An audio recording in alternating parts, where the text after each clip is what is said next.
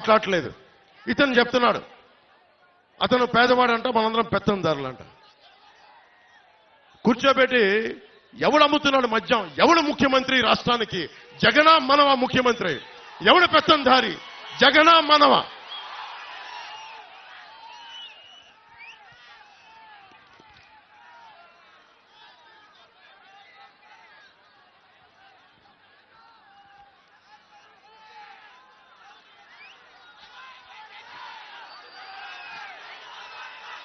మీరు అడగండి, ఒక్కొక్క వైసీపీ నాయకుడిని అడగండి.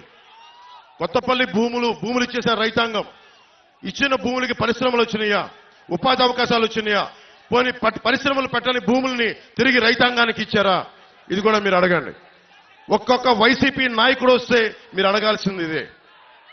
ఎవరిని దోచేసిన సొమ్ము అది? ఎవరు మాట్లాడాలి దానికి? మీరు ఖచ్చితంగా ఊళ్ళోకి వస్తే నిలదీయండి. అలాగే బీచ్ రోడ్ ఉంది, ఉప్పాడ బీచ్ రోడ్, అది కోతకు గురవుతా ఉంటే ఎందుకు ఒక్క వైసీపీ నాయకుడు దాని మీద సరైన ప్రణాళికలతో ఎందుకు ముందుకెళ్లలేదు?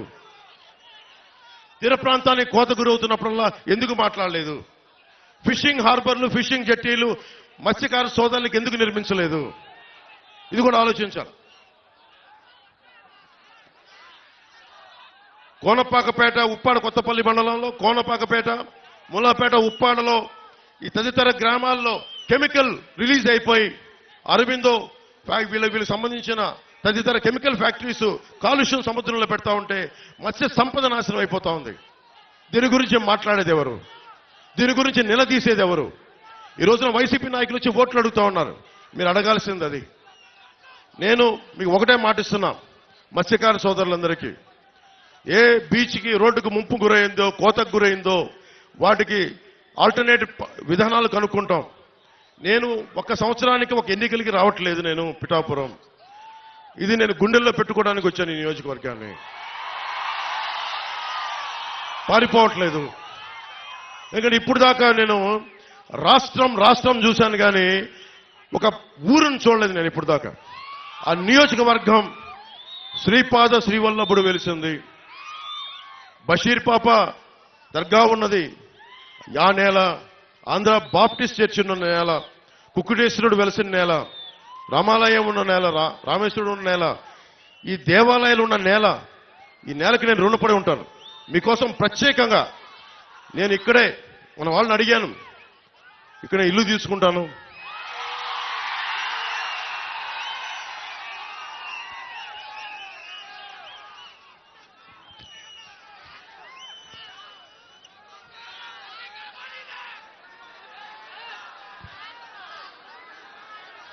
ఇల్లు తీసుకుంటాను.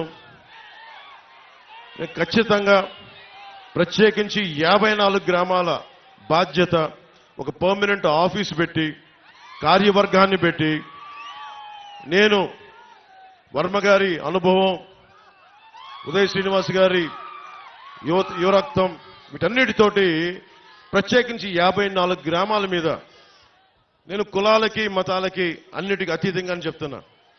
వెనకబడిన కులం అని లేదు, ఓసీ కులం అని లేదు, ముస్లిం అని లేదు, ఎస్సీ అని లేదు, క్రిస్టియన్ అని లేదు. నేను జాషువా విశ్వనరుణ్ణి, అందరినీ గుండెల్లో పెట్టుకుంటాను. ఎందుకంటే ఈ నేల, పిఠాపురం నేల చెప్తా ఉంది. ఒక ఆంధ్ర బాప్టిస్ట్ చర్చి 1905లో ఉన్నప్పటి నుంచి వెలిసింది. ఇక్కడ పెట్టారు. ఇక్కడ అలాగే బషీర్ పాపమ్మ దర్గా వెలిసింది. ఇది దాదాపు 5 దశాబ్దాల నుంచి ఆ పీఠం ఇక్కడ ఉంది.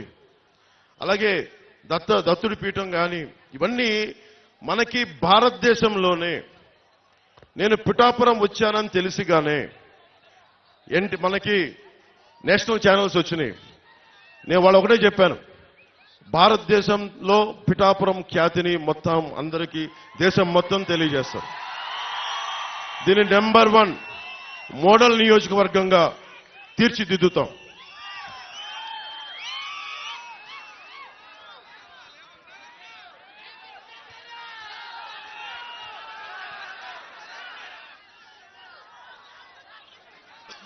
ఇక్కడ ఇంతమంది యువత ఉన్నారు.